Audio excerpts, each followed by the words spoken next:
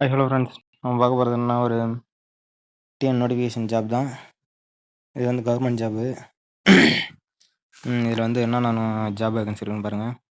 மருத்துவ அலுவலகர் 5 பணியிடம், செவிலியர் 5 பணியிடம், பல்நோக்கு சுகாதார பணியாளர் 5 பணியிடம், சப்போர்ட் ஸ்டாஃப் மருத்துவ பணியாளர் 5 பணியிடம். இது வந்து கன்னியாகுமரி டிஸ்ட்ரிக்டான வேலை. 24/3/25 அன்றைக்கி சாயங்காலம் 5 மணிக்குள்ளார இதை வந்து அனுப்பி வைக்கணும்.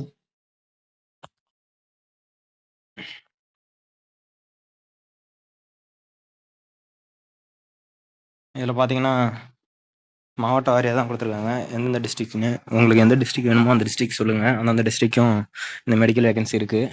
நான் அந்த டிஸ்ட்ரிக்டான வேகன்சியை போடுறேன், அதை பார்த்து தெரிஞ்சுக்கிங்க. இது வந்து கன்னியாகுமரி டிஸ்ட்ரிக்டானது.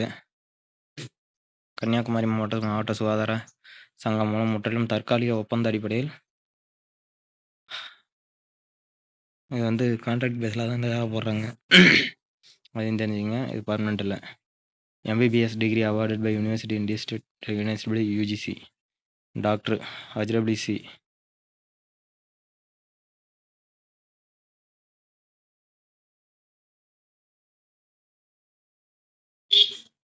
பார்த்துக்கங்க.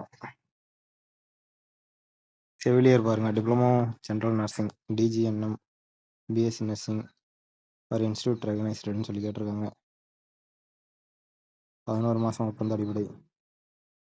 பல்நோக்கு மருத்துவர்.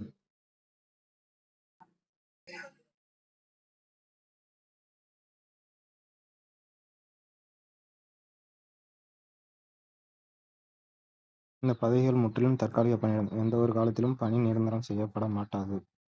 பணியில் சேருவதற்கான விருப்பம் ஒப்பந்த அடிப்படையில் அண்டர்டேக்கிங் மற்றும் 11 மாதம் ஒப்பந்த அடிப்படைன்னு சொல்லி சொல்லியிருக்காங்க.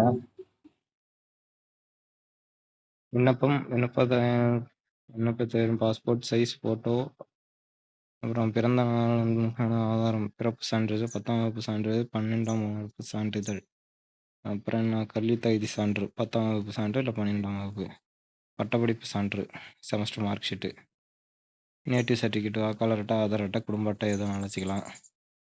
உரிய நிறுவனத்திடமிருந்து பெற்ற தடையின்மை சான்று, NOC சர்டிஃபிகேட். நீங்கள் எங்கேயாவது வேலை செஞ்சீங்கன்னா அங்கேருந்து இங்கே வர்றதுக்கான NOC சர்டிஃபிகேட் வேணும்.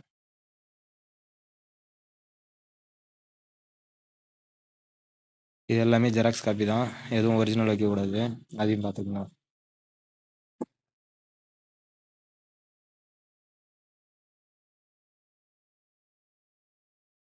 இது வந்து ஸ்பீடு போஸ்ட்டோ இல்லை நேர்லையோ இல்லை ரெஜிஸ்டர் போஸ்ட்டோ ஏதாவது ஒரு மூலியமாக போட்டு நீங்கள் அனுப்பிச்சுட்ருங்க. மேலே கொடுத்துருக்க ஜாப் வந்து மாற்றத்துக்கு உட்பட்டது தான். இத்தனை வேகன்சின்னு தான் இல்லை, மாற்றத்துக்கு உட்பட்டது. இது application name, father name, date of birth, age, இதெல்லாம் நீங்கள் இந்த அப்ளிகேஷனில் ஃபில் பண்ணணும். Education qualification, current resident address, permanent address, community, Aadhaar card number, phone number, email ID இதெல்லாம் பார்த்துக்கோங்க. எக்ஸ்பீரியன்ஸ் சர்டிஃபிகேட் இதெல்லாம் இதில் வைக்கணும். அப்புறம் அவங்க கையெழுத்து.